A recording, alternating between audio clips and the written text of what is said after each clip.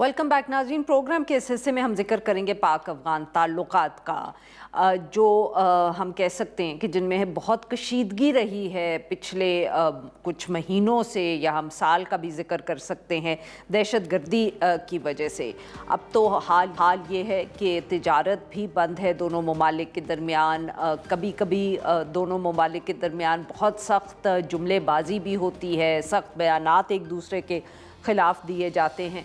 आजकल ये लगा पिछले दिनों में कि शायद बयानबाजी जो है या उसमें थोड़ी कमी आई है, मगर उसके अलावा जो ताल्लुकात थे वो कोई ख़ास बेहतर तो नहीं हुए। दहशतगर्दी जो पाकिस्तान में हो रही है, अफ़गान हुकूमत उसमें कहीं ना कहीं उसका भी हाथ है।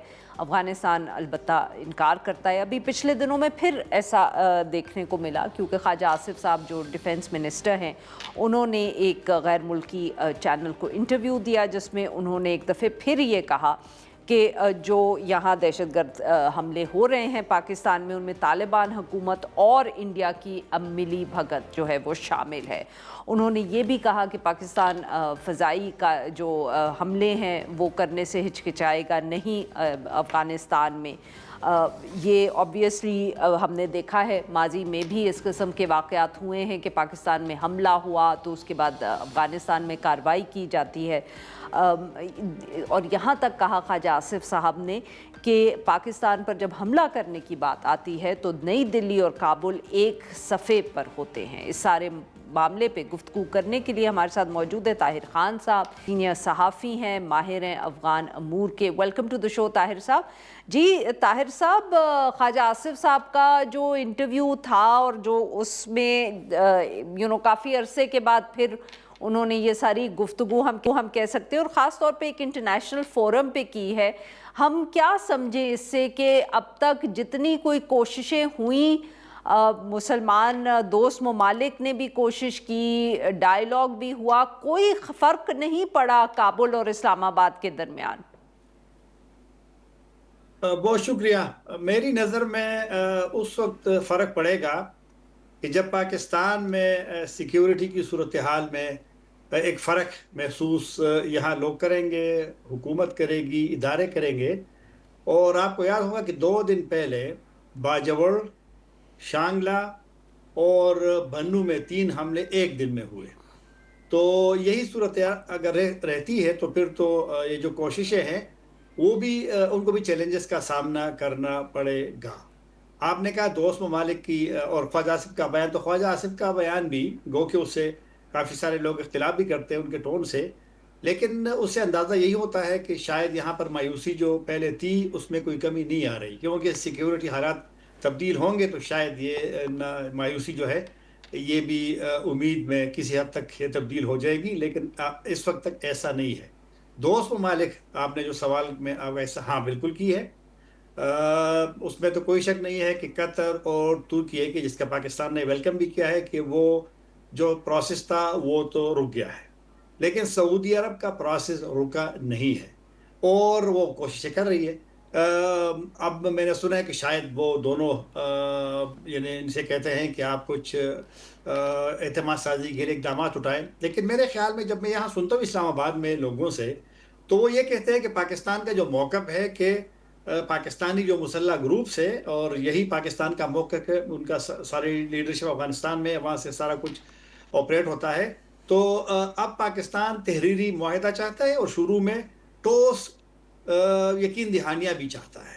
सऊदी अरब का जो है उसका भी पाकिस्तान ने वेलकम किया है, और मैंने पहले भी कहा था कि वो ख़त्म नहीं हुआ, लेकिन पाकिस्तान देखेगा कि ये जो प्रोसेस शुरू है, आना जाना है, तो उस दौरान क्या यहाँ पर कुछ तब्दीली आती है सूरत हाल में या नहीं।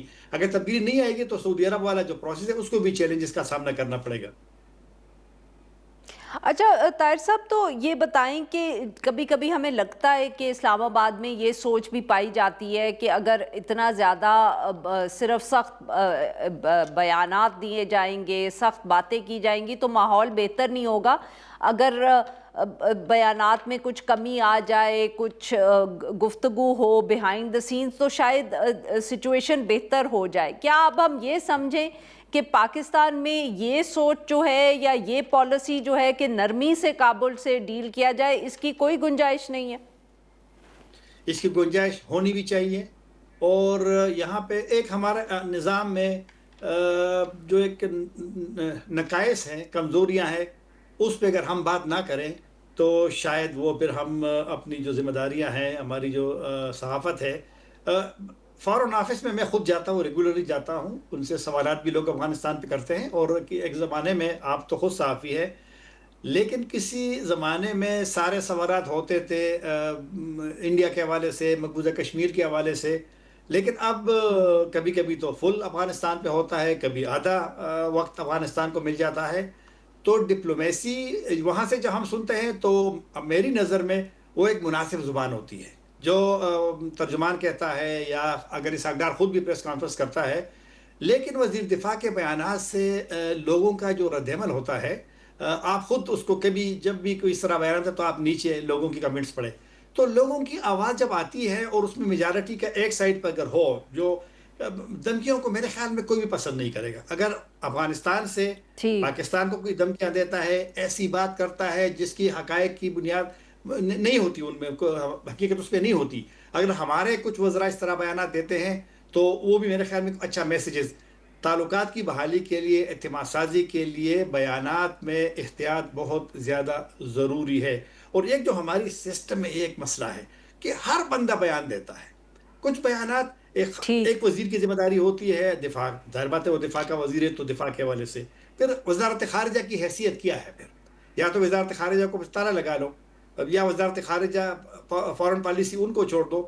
تو یہ تو ہماری سسٹم نے ڈیسائیڈ کرنا ہے، پولیٹیکل لیڈرشپ نے، ملٹری لیڈرشپ نے، کہ ہم نے کس نے بات کرنی ہے، کس موقع پہ بات کرنی ہے، پالیسی کے مطابق بات کرنی ہے. آپ کی بات سے میں اتفاق کرتا ہوں کہ بیانات جو ہے یہ صحیح. معاملات کو، اور میرے خیال میں یہ جو آپ نے مسلم کی بات کی، سعودی عرب کی خواہش ہے کہ اور سعودی عرب کا میں نے پہلے بھی اپنے پروگرام میں ذکر کیا ہے.